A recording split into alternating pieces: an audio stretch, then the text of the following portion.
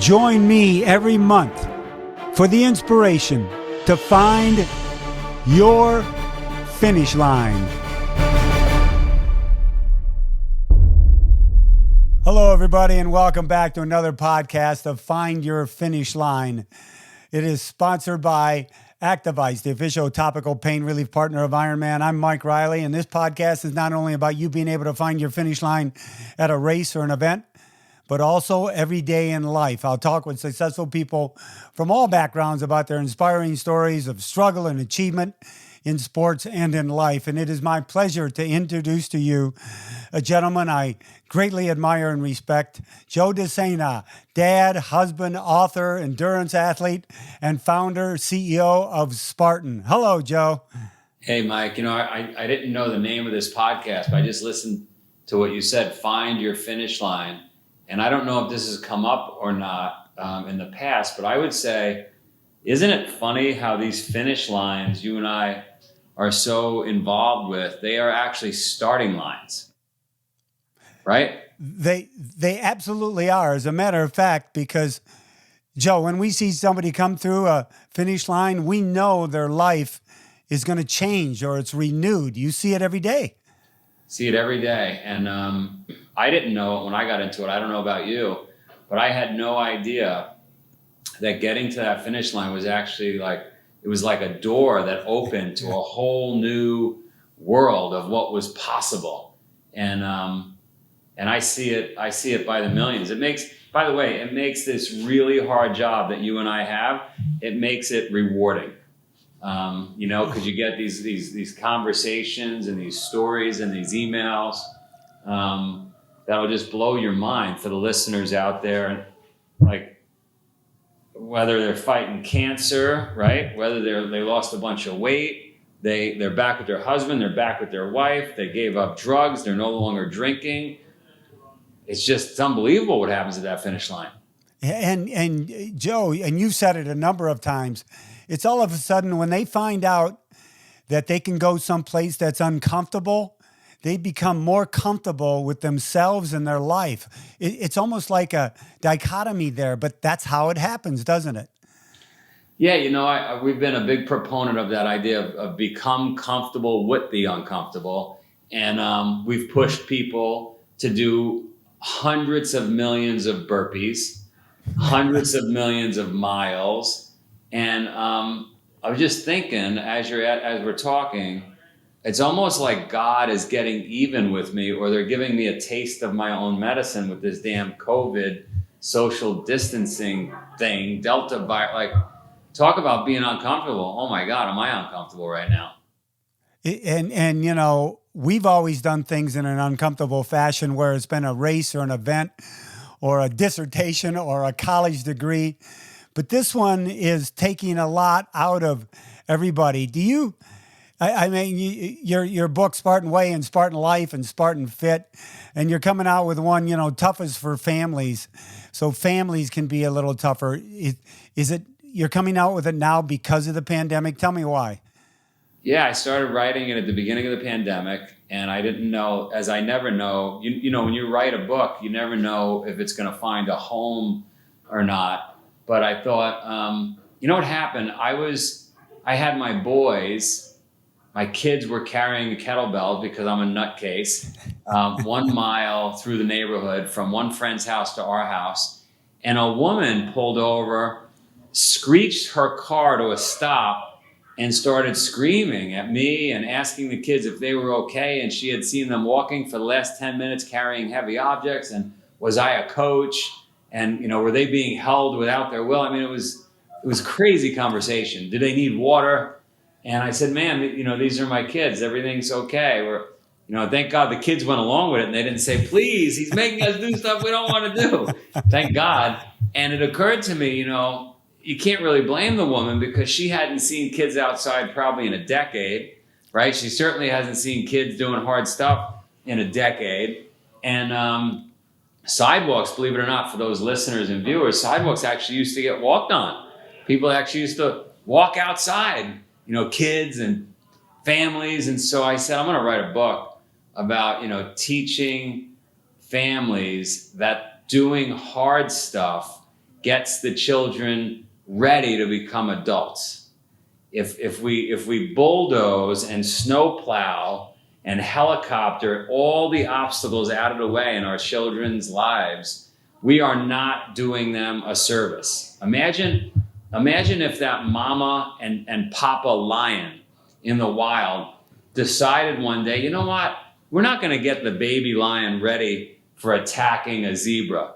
We're just going to keep the baby lion at home and protect it. We're a little nervous out there in the jungle. We're going to feed it meat on demand. We'll just watch Netflix every night. Like, that baby lion wouldn't be able to handle the adult life. So that's why the book was written. And like I said, I didn't know I'd find a home for it, but about 3/4 of the way through this lockdown, I got a call from Harper One, which is a pretty big publisher, and they said, "Oh my God, that we need this book." So I said, "All right, here we go again. We're doing a book," and we polished it up, and I think it comes out in about a month. It's called 10 Rules of Resilience. Yeah, I've got it pre-ordered, and you know, Joe, I don't know if you know, I'm a papa now. I've got a 6-year-old and a 3-year-old grandsons, 2 little brothers that are very special in our lives. But when they come to Papa and Nene's house, you'll love this.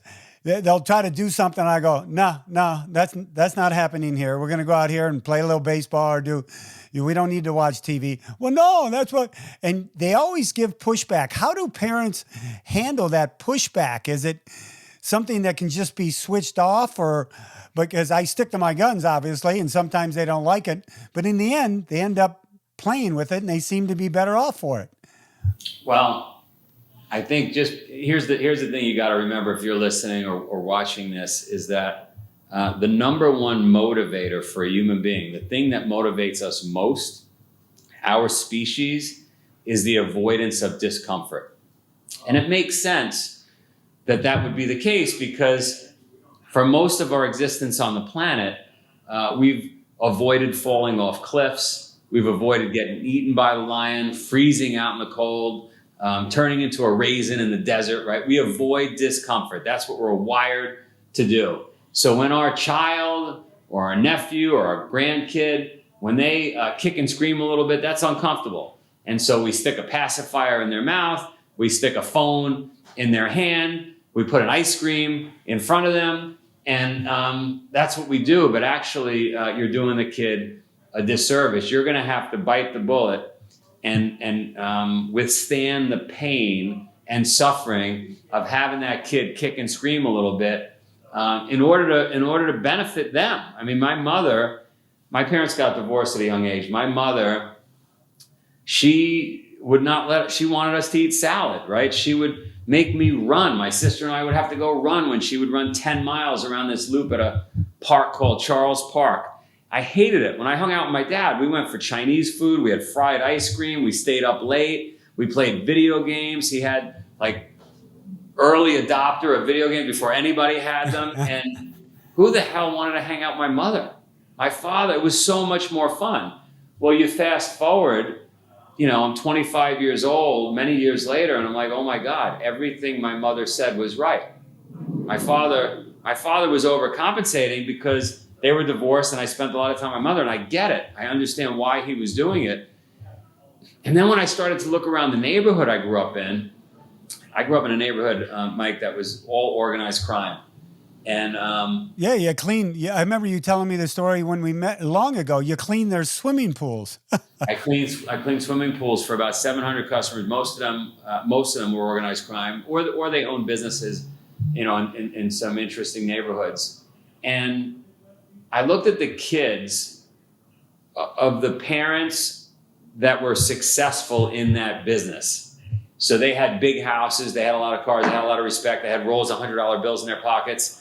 And you would just think that the kids would be tough, that the kids would be rugged, that the kids would have some of the attributes of, but in most cases, because those parents became successful, they wanted to give their kids everything, the ice cream, right, the phone, all the things that they didn't have growing up. And what it did was it made really soft kids.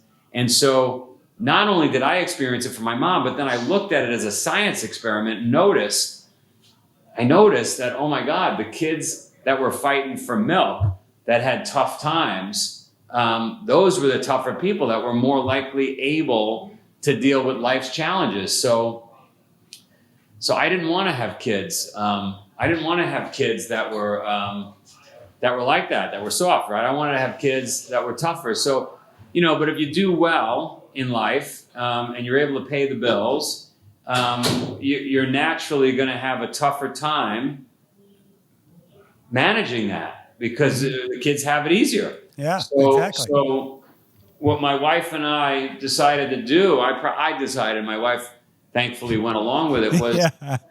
we were going to manage this by bringing adversity into the household. We hired a kung fu master when the kids were very young to live with us. And the kung fu master was only going to speak Mandarin to them. And he was basically going to kick their ass every day. And now I'm sure there's a bunch of people listening or watching and say, oh my God, this guy's a nutcase. That's crazy. But am I really like an hour every morning with a kung fu master, an hour every night, 7 days a week? Is it that bad? I mean, think about all the young kids that had to live through World War II in rubble and bombs dropping and losing their parent. Like, a kung fu master? Is that crazy? It's not that crazy. Oh, and the kids are going to eat more salad. Oh my God, this guy's a crazy person.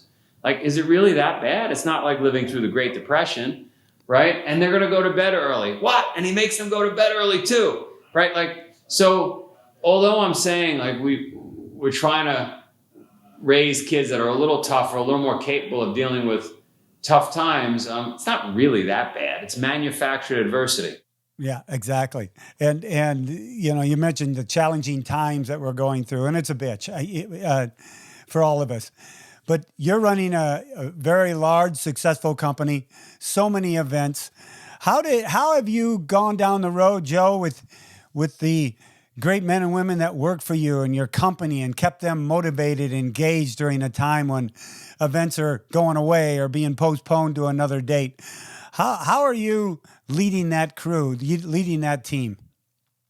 Well, I'm doing the best I can, Mike. I mean, this is fucking hard.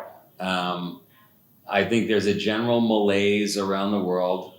It's systemic. It's not just this company. It's every company. People, they've reevaluated their life. They've spent a lot of time at home with their families, and do they want to come in, work early anymore and grind the way they used to? And thankfully, we've got a brand and an ethos that is all about the grind. And so certainly our production teams that are out on the road, yeah, and digging holes and working late in rainstorms, they're right back at it. But it's been hard. It's hard. It's not just me. I mean, I walk around this Boston little city here where I am, and the Starbucks, it's been closed for over a year. There's no people even waiting in line. Like, people are just not getting back to work. They're not getting re-engaged in life. And it's really sad, because that's been my mission from before the pandemic, was Spartan the fuck up. Like, get back to it, and not because it's not even selfishly I'm just saying, like, life isn't worth living if you're just kind of moseying around. Let's get after it. What's amazing is you and I both have a lot of friends who are fit and work out, and it's been part of their lifestyle. It's how we live and we breathe. It's how we eat. And why this is a bitch, and it's very tough. I don't know if working out all the time keeps me in a positive note where I go, okay, there is light at the end of the freaking tunnel. If I didn't believe that, I'd be going backwards every day, and I can't have that happen. And so now that we're seeing more people get out and ride their bikes and walk around the neighborhoods, because hell, there's nothing else to do. So people have to keep that energy around them of keep working out. That's the message you keep throwing out there, isn't it? Yeah, I wrote another book nobody even knows about, not even the publisher, called Ready for Anything. Really? And it's an awesome little book. I got the first copies today. My publisher's going to kill me. But it's a tiny little pamphlet. And it cost me like 45 cents to make. And what it is exactly that. It's like, you need to, as a human, do these basic things. I'm sorry, there's a fire truck going by. That's all right. That's life. That's It's life. like, yeah, you need to do these very basic things on a daily basis so that you are ready for anything, whether it's a pandemic or challenging business times or relationship that breaks up. And it's not just working out, but it's like you got to wake up early, you got to go to bed early, you got to sweat every day, you got to drink a lot of water, you should take a cold shower. Here's the science behind it. You should stretch every day. And it's just like, so it's kind of like brushing your teeth. I wouldn't know this if my mother was not a crazy person about it, right? She just drove it into my sister and I's brains, even though we kicked and screamed and wanted no part of it.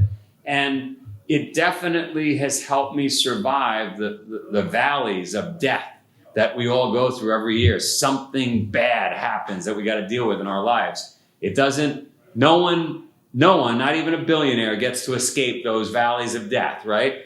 And so, thankfully, like you just described and I just described, there are tools that help you get through those, but you got to actually pull them out of the toolbox and use them every day. Yeah, you can't leave them in, that's for sure. You know, going back to the kid thing, back in 2010, Andy and I had met you obviously previously at Lake Placid at the Ironmans you were doing and all that good stuff. But in 2010, Andy and I came because we, worked for the registration company Active to, sell your registration. That's what we did.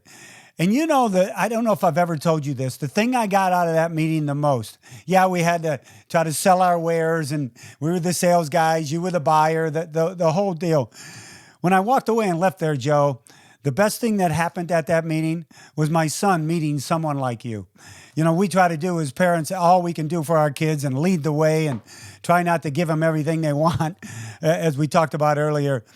But I realized he met someone who was gone through such ups and downs and all of a sudden created his own business out of obstacle racing, which people thought was crazy. So first off, I want to thank you for that, because to this day, I think that has influenced Andy, just like you influence hundreds of others, thousands of others every day. I remember the meeting well. You actually saved our company because we were up against the wall and we needed capital to keep going. And then God literally sent you and you showed up with your son. So I think it was a mutual benefit. If I gave a little tiny little sparkle to Andy, who's a great kid, he was on a few minutes ago. The audience didn't get to see him or hear him, but if I gave him a little sparkle, you gave us a bag of gold, so we're even. All right. So what'd you do today to be uncomfortable, Joe? What did I do today? I came into the office and I'm dealing with the normal office headaches. How's that? I'm pretty damn uncomfortable. I woke the kids up. I started my workout. I get up a little before 5 a.m. Science shows that men should get up around 5 a.m. I get up a little before 5. It sucks. It never gets any better. I immediately go downstairs. I put my little drink concoctions together, which is mostly water and warm water. And so I was uncomfortable then. I get my workout in. I start my workout, and around 6:15, I have to now wake up the kids because they didn't have school yet this morning. Once school starts tomorrow, I got to start waking them up at 5:15. But I got them up at 6:15, and that is an absolute shit show, as you can imagine, because I want to finish my workout. I'm dragging kids out of bed. My wife is yelling because she, like, as you can imagine, she's got to live with me, and she thinks I'm crazy. She's never, ever gotten used to this in the 20 years we've been together. And so, I got the dog barking and the parrot screaming and trying to get the kids up. And I know that I still got to get them going. I got to get my workout finished. I got to take my cold shower, and I got to be out the door by 7:05 the latest to make it into the office on time. And so my day starts out like, I don't know. If somebody did a study, they'd probably say, Joe, you should calm down a little in the mornings. You go from 0 to 1,000 miles an hour before 7 a.m. and it's probably not healthy. But I told my wife, I said, listen, it's really hard. Like for some reason, people feel pressure in different parts of life. For whatever reason, I feel the most pressure getting the kids up. Like, because like you said about your grandkids, like, I take no prisoners. There's no way they're going to get out of it. Oh, but Jack's back hurt this morning. I don't care. Put some cream on it. Give him a Tylenol. But maybe he should take the day off. No, he shouldn't. But there was a birthday party last night. Well, he shouldn't have went to the birthday party. But he had homework to do. It was late. Doesn't matter. Every day, they got to do the workout. Not because I'm a psychopath, but because, as you said, Mike, and you and I both know, they will have a better day, a better life. Science shows their brains will be more developed. They'll be healthier. They'll ultimately be happier. They're learning how to use their tools. So what did I do that was uncomfortable? That's how my day started out, Mike. You got your ass out of bed. That's every day, Mike. Well, I'll tell you what. There are so many athletes you and I both talk to, and moms and dads who are trying to do triathlon, trying to do Spartan, trying to do everything, and they have the kids. And these stories, Joe, they're the same every morning. I see my daughter and son-in-law go through it to get the kids up and out the door. And when we're there to try to help, I go, how the hell did I do this with my son and daughter? How'd we even survive it? But at the end of the day, I think what's going to end up happening is you, even though the woman on the street going, what the hell is this guy doing with these kids and stuff? The kids are going to come back and reward you with it. I truly believe our kids are going to come back and reward us with it, with the things they do in life. I see it with my daughter. I see it with my son. So, but it's hard to stick to the plan, isn't it?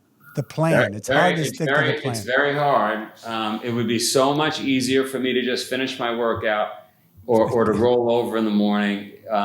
I've got a saying that I have to say to myself. I think I said it this morning. You know, the alarm goes off at like 4:45, and I don't want to get up. You know, and somebody had recently, and 2 days ago, a lawyer that I know had read my schedule, my personal schedule, and I haven't talked to her in a year and a half, and she said, Joe, this was 2 days ago. I'm a bit in a funk. How do you do it? And I wrote her a long answer. And this morning at 4:45, when the alarm went off, I remembered sending that email. And I thought, Joe, how do you do it? Because I didn't want to do it, you know? And I rolled like, I don't know, a half a foot over to the right of the bed. And I thought, that's how you do it. You just start like moving, right? And then you put your foot down. And as long as you're just like, all right, I'm just gonna go to the bathroom. And then I'm just going to brush my teeth. And before you know it, you're doing, you know, one thing leads to another thing, leads to another thing. And before you know it, I'm on the bike, I'm on the treadmill, I'm doing my pull-ups, I got my rope climber, I'm in the sauna, and I'm screaming at the whole house to wake up. Yeah. I'd love just to come there and be there for a week. And Joe, I have to tell you, when you're my age, I don't set an alarm anymore. I'm getting up. So it's like race morning to me every morning. 4 o'clock, 4:15. All right, let's get going. It just, I don't know what's happened, but the kids laugh at me. My wife goes, how long you been up? You don't want to know. I'm in the garage. I'm out right. You know, the whole deal. Hold on, everyone. We'll be right back after a message from our sponsors. As an endurance athlete, you're constantly pushing your body to new limits, searching for your personal best, for the next finish line. If you're training for an endurance event, whether short distance or long distance, proper recovery is the key to you unlocking your potential. As the official topical pain relief partner for the Ironman US series, Active Ice's lineup of topical cooling gel, roll-on and spray features 8% menthol and eucalyptus oil to provide the instant icy relief you need to recover smarter and faster. The water-based, non-sticky formula withstands sweat to keep up with the demands and exertion of race day. Don't let muscle pain or sprains hold you back from reaching your potential, from reaching your personal best. Shop the Active Ice's lineup on Amazon today for the support you need to find your finish line. Why do you think community is so important, to be a part of the community and not just be that person out there on your own? Why do you like being a part of community? Whether it's in Vermont, there in your town, and why do you think that's so important? In ancient Sparta, I met with a professor at Cambridge University who spent his whole life studying Sparta, ancient Sparta. And he taught me a few things. And one of the things that the ancient Spartans believed, and it's really important to pay attention and study them, right? There's so many good things that came out of their advanced society at the time. One of the things they would say, and then we'll get into community, the other kings and queens and wealthy people from other cities and states and countries would say, those damn Spartans, they like going to war because their training is so hard, it gives them a break from the training. Yeah. And so there's something to be learned there, which is, train hard so life is easy. But the other thing they believed was that they had to build a community of like-minded people. And by building a community of like-minded people, when anyone got into a funk and was like not in the mood or whatever it may be, they pulled each other out of it, right? They held each other accountable. And so, I like to say you're an average of your 5 best friends. So if you've got 5 friends that are sleeping till 10 a.m. every morning and they keep losing their jobs and they're not getting after it, you're probably going to fall into those same traps. Science has shown just one friend that's not eating well, not taking care of themselves, maybe is a little overweight or even obese, it makes you, I'm going to screw up the number, 50% more likely that is what you're going to look like. So it's very important. We not only choose our friends to uplift, but then we return the favor and impose your will on other folks. Like if I'm walking down the street and I see somebody drinking a soda, it's not unlike me to not rip it out of their hands. Who's that? There's an actor, Tracy Morgan, I think his name is. I found him in an airport once eating Doritos. I ripped the Doritos out of his hand. He doesn't know me. I don't know him, but I was like, why the fuck are you eating Doritos? And we got into it. And so we owe it to the community that we know or are in front of to hold them accountable and uplift them. And that's how we all get better. So speaking of community, how have you gone down the road, Joe, of communicating with your Spartans? They want to get out there and they want to do events. You postpone one for 4 months, you cancel one. It's the same in the entire endurance community, as you know. What kind of communication have you been having with them? What are you saying to them? Yeah, the first year of the pandemic, it was my kids doing workouts every morning live. My little daughter she's like Shirley Temple. If anybody, she's cutie. I tell you what, she is a cutie. I love she is. She is so funny, and she would get hundreds and hundreds of thousands of views, and she would just inspire folks. And I would do my daily workout, but I wasn't nearly as popular as she is. But lots of workouts. I would do a 5 a.m. Warrior call. I called it every morning. We get on the phone or 5:30 a.m. And so that communication. But look, I'm not going to pull any punches. The reality is, when you got to cancel 325 events in 45 countries, you're going to piss off a lot of people, right? And everybody would expect a refund. And it's like, I wish I could refund everybody, but how would I refund everybody if I already spent 80% of the money getting ready to put on the event, and then the event gets canceled? Like, for those listening, a lot of people don't understand the event business, but like, I went to put on a race in Scotland, call it 8 or 9 weeks ago. All the approvals, everything's set up. We built everything. At that point, we spent 85% of the dollars required to put on an event, right? And a week before, the local authorities said, you need to cancel the event. You can't have it. What do you mean we need to cancel? Well, health rules and this and that. What are you talking about? We have a permit. He said, look, we're going to have to go to court. Okay, well, you could take us, and I only have a week before the event happens. Right. You could take us to court this week, but you're not allowed to be in the courtroom and you can't have your lawyer present. We'll just let you know the results. No. And so we fought that. We finally have an open hearing by like Thursday. The event is Saturday. We win. We can have the event, right?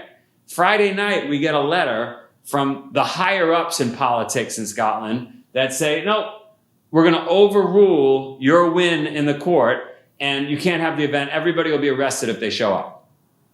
So, that cost us over $1 million.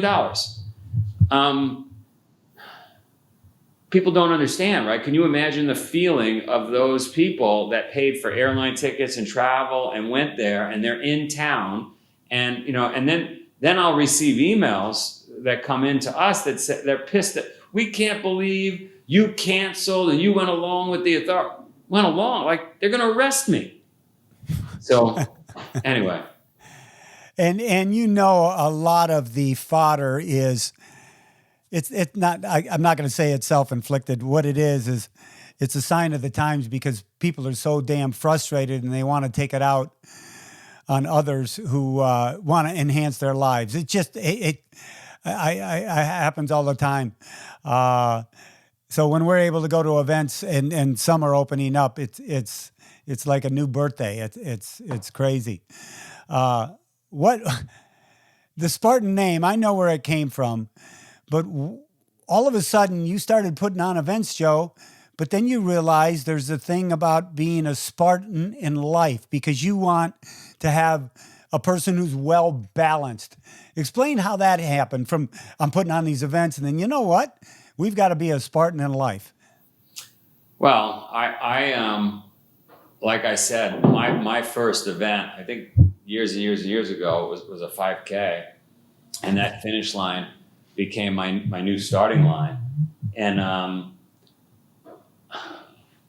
then my mom was pushing her philosophies of being a yogi and didn't matter what religion you believe in, just be a good person. And so then she was passing on all these thoughts of, which later can be interpreted as, being a Spartan in life. And then being an entrepreneur is such a battle. It's like going to Thermopylae and, the battle that 300 went through every single day when you're in business. So I think the combination of mom, I think doing the races myself, I went on to do really grueling races around the world. Some of them, a couple of weeks in duration. And so I just started to really develop the Spartan mindset. And then coming from the neighborhood I come from, seeing all those guys go to jail, some for 25, 35 years. Jeez. Talk about having a mindset and being able to sit in a cell for 20, no matter what, forget about for a second what they did to put themselves there, just being able to survive mentally for that period of time. So I think it's been mashed around in my brain for decades. And then we got lucky, we called it Spartan. And it just became obvious that this is much more, our tagline forever was you'll know at the finish line. Yeah. Right? So what will you know? Well, you won't know until you get to the finish line. I'm not going to tell you, right? So it just became this idea that like when you sign up for a tough event, see, everybody's got it wrong. Everybody thinks, Mike, I'm not ready for that event right now. I'm not ready for that business. I'm not ready for this or that that relationship. But once I'm ready, then I'll pursue it. Nope, you got it all wrong. You need to commit to it first, and then you get ready, as you and I both know. So the Spartan mindset kicks in. You become a Spartan. Once you sign up for that hard thing, you start going to bed early, you start waking up early, you start training, you put down the glass of wine, you start drinking more water, you start eating less cookies, and your friends don't want to know you. Yeah. Friends don't want to know you, and it just became obvious that this is a Spartan mindset we're talking about, a Spartan way of living. So yeah, I don't know if I answered the question well. Yeah, you did. So I have a thing on this, the last question, Joe. It's called table racing. Table racing comes out of a lot of buddies of mine race the Baja 1000 in trophy trucks. And I've been in one of those trucks in the second seat for 1,000 miles through the Baja. And I'm telling you, Joe, you got to do this one day. You wouldn't believe the thrill and exhilaration of going over things you can't think. It's unbelievable. So anyway, they sit around and reminisce after the event. You know, they start bullshitting about what went on, what they hit. And so give us a little table racing about an event you did that pops into your mind, good or bad memory. What would that be? Let's reminisce about that. What is it? I'm jealous of the Baja 1000. I got to do it. All right. So I'm in Alaska. I signed up, a friend signed me up on a team of 4, 3 men and a woman, to do the Iditarod. You know, the Iditarod is a dog sled race. In January, 1 week before the dogs go out, we're going to do it. We're going to do it via bike, via snowshoe, and via cross-country ski. There are going to be 3 disciplines throughout the distance of this thing, the Iditarod. And so we get on the starting line, and it happens to be a sunny day. Red Bull is set up there. They've got this big Russian tank is their like their mascot for the event. Well, the Russian tank sinks in front of us. It sinks and disappears into the snow.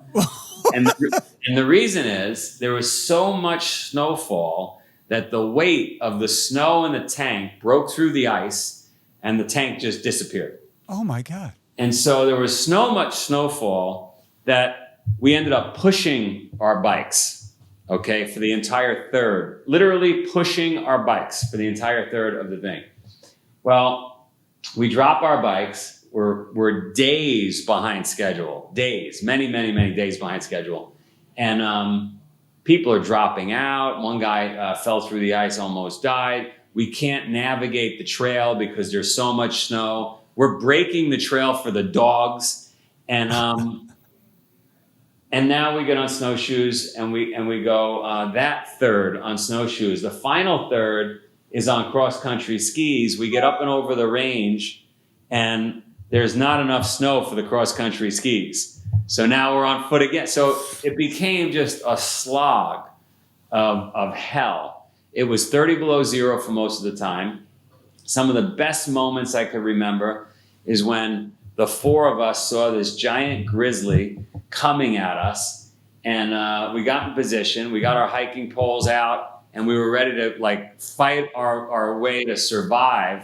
And it turned out it was a tree. We were all hallucinating because we hadn't slept in I don't know how long, but all 4 of us had the same hallucination. The next great moment was running into some Eskimos and them allowing us into their igloo, which if you and I were to see it right now was probably, I don't know, at most 8 foot round, and somehow felt like I was in a Four Seasons because I did not want to leave this igloo. No kidding.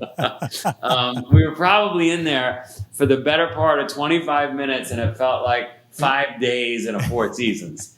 Right? You had to get back outside, out of that igloo. And then in the middle of nowhere, we ran into a Marine who was dragging a carcass behind him. What? He had to be 300 miles from anything. Okay. We follow him to his house, and his wife made some kind of goulash soup for us, which was probably from the previous carcass he had dragged home. And again, it might as well have been a 5-star Michelin chef. I don't know what we ate, but the fact that there was a carpet and heat and food was awesome. The last 50 miles of it, we somehow lost each other. How that is possible, I have no idea. But the guy and the girl on the team were no longer with me and my friend Ben, who, funny enough, was an Ironman athlete out of Canada, very, very accomplished Ironman athlete. Ben Greenfield? I didn't hear you. It wasn't Ben Greenfield, was it? It was not Ben Greenfield. No, no, very accomplished. And I'll remember Louvier or first or second place, really high-level athlete. And Ben decides, we're about 50 miles, we estimate, from the finish. I lost my 2 teammates. I don't know if they're like 4 miles behind me, 4 miles ahead of me. We've completely lost our minds at this point. Just got to get to the finish line. And Ben falls in the snow face first, and he decides he's done. He's not continuing. He just wants to die in the snow. I pick him up and I tie him to my backpack. And I got this string tied to my backpack, and I'm thinking to myself, I'm not even an endurance athlete. I'm a businessman. This guy is the best athlete on the planet. Why am I dragging? Anyway, Ben, just one foot in front of the other. Don't, just stay. You're now like 2 feet from me because you're tied to my back. And what he was doing was he would continue to untie the rope and then fall back on his face and just want to die. And so you could imagine the frustration of having to stop walking, just wanting to get these last 50 miles over with, can't find my other teammates. Well, we finally I think we were in Nome, Alaska. We finally get to Nome. And for the first time in a couple of weeks, I see street lights and like a street, which is covered in snow. But I can't find the finish line. It's like 2 a.m. And my mind is so crazy. And Ben's not talking. He's still tied to me. And I can't find my 2 teammates. And my mind is saying, there is no finish line. They're messing with me. Like my mind is convinced. Yeah. I can't find the finish line. Like, why isn't the finish line here? I see houses. So now I'm screaming. Like, can't find anything. There's a FedEx. I find a FedEx. So I bring Ben over to the FedEx building. It's 2 a.m. And I prop him up next to the building. Ben, just stay here. I have to go find this finish line. I don't know where the finish line is.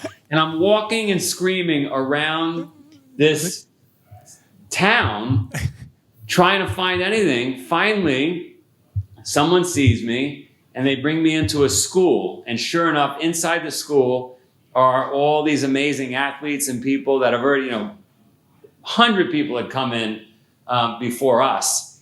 And I'm looking for my 2 teammates. And I got Ben back at least 2 miles back at this FedEx, right? So I got to go back. I got to go back to the FedEx. I got to get Ben. And on the way, I run into my 2 teammates. They're coming in. Good. We get back into the school. And I think, Mike, I fell asleep on the gymnasium floor in this school. And I woke up 26 hours later. In the same spot? Same spot. 26 hours later. God. But I live to tell a story, and it's a story I'll tell forever and remember forever. I met with a neurosurgeon recently, and he said, when you do hard things, not only do you get the story out of it, but neuroscientists, neurosurgeons can actually see little lines in the brain. You see the start of the hard thing and the finish of the hard thing. And when you don't finish something, it leaves a gap. And those gaps are hard to fill. And so the more hard things you can do, start and finish, the more lines, the more tracks you have in your brain, and then future endeavors can follow those tracks. And so I never knew there was an actual physical imprint in the brain, but I'll tell you what, I bet if the neurosurgeon looked at my brain, they would clearly see Alaska. It would be like a thick line of tracks going in circles. There'd be a spot where Ben was tied to my back, where we saw the bear. It's imprinted up there, Joe. There's no doubt. It's friggin' imprinted up there. Yeah, it's amazing. One thing I love saying to the competitors at the start line, I call it the simplest lesson in life. Just finish what you start. And it's amazing what happens to someone when they finish what they start. Because you know how many people start something and they don't get to that finish line. So, Joe, this has been, I tell you what, I can talk to you for hours. I miss talking to you. We got to communicate more often. You're a hell of a guy, and I admire everything you do. And I know it's a bitch of a time. I'm a positive guy. I think we're going to get out of this thing one time. It'll be different when we come out, but we'll come out and keep doing the same things we've been doing for years and years and years, I hope. Let's do it, Mike. I love talking to you. I love talking to your son. You definitely inspired me. I needed this today. So thanks for calling. Thanks for doing this. And I'll talk to you soon. If you My get pleasure, Joe. get bored one early morning, call me. Maybe we'll take a trip to Alaska. I've got there's an Ironman up in Alaska next year, so I'm going to get up there. I hope I get out. You never know. I may be climbing a mountain somewhere. Thank you very much, Joe. Have a great day, buddy. See you, bud. Miss you. Bye. You too. And thank you to everybody for joining us on Find Your Finish Line, presented by Active Ice, the official topical pain relief partner of Ironman. Well, if you enjoyed this, go ahead and give us a review if you would. You can pick us up, obviously, on Spotify and podcast, on the Apple Podcast, everywhere. Leave us a review if you would. Well, everybody, I'm going to sign off by saying, remember, family is everything. On all your tough decisions in life, keep the family in mind, and that decision may get easier. Take care of yourselves out there, and as always, my warmest aloha.